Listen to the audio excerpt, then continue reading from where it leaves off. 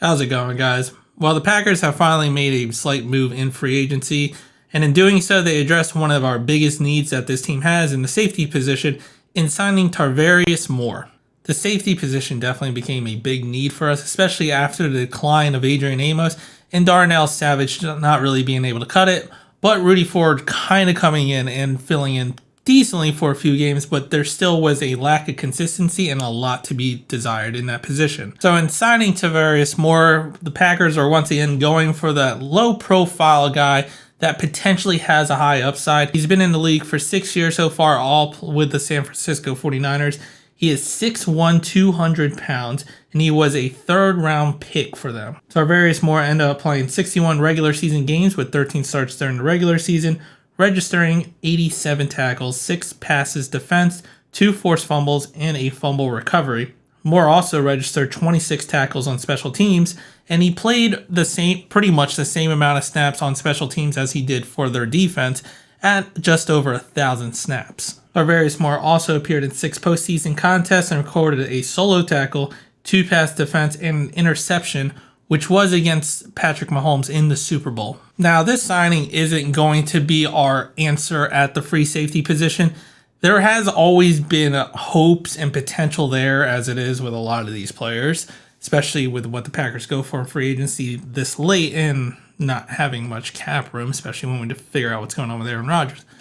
But this signing kind of makes sense. And once again, it's one of those low risk, high reward type players that no one seems to want. And the Packers see something or they like his measurables. By the way, he ran a 4.32 on his pro day. So the guy can run. And he also has played a lot of special team snaps and I wouldn't say a lot of defensive snaps, but he has over 1,000 snaps on defense. So he does have a bit of experience at both positions. But really all this signing, what it looks like is it's going to help our safety depth and also having a very, very fast guy at the safety position where we were kind of lacking speed towards the tail end, minus Darnell Savage. He's really fast, but he's also a very big liability in coverage.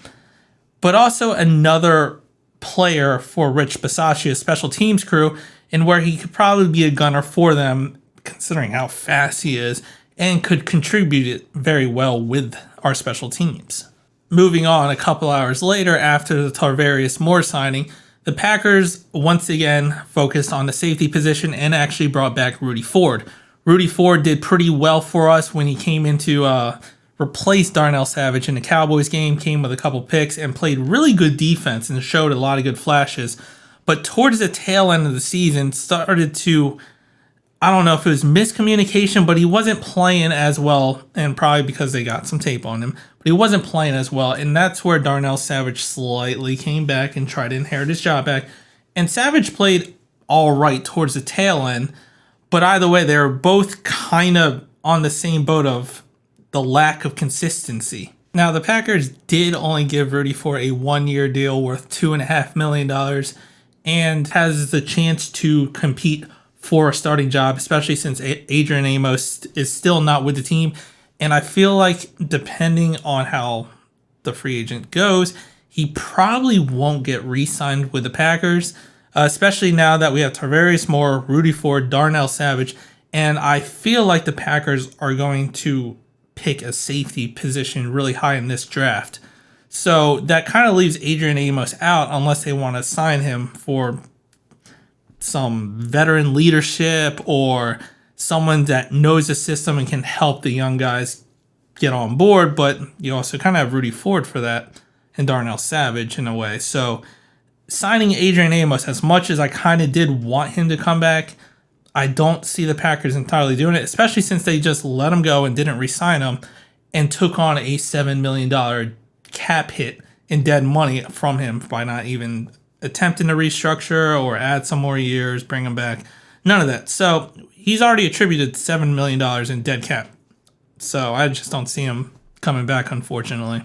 So while the Packers are kind of filling in some depth with the safety position, there is still a lot of improvement that could be made at this position, and it's going to be dependent on who we draft in the rookie draft, and also if possibly Rasul Douglas might move over to safety, especially with Eric Stokes coming back.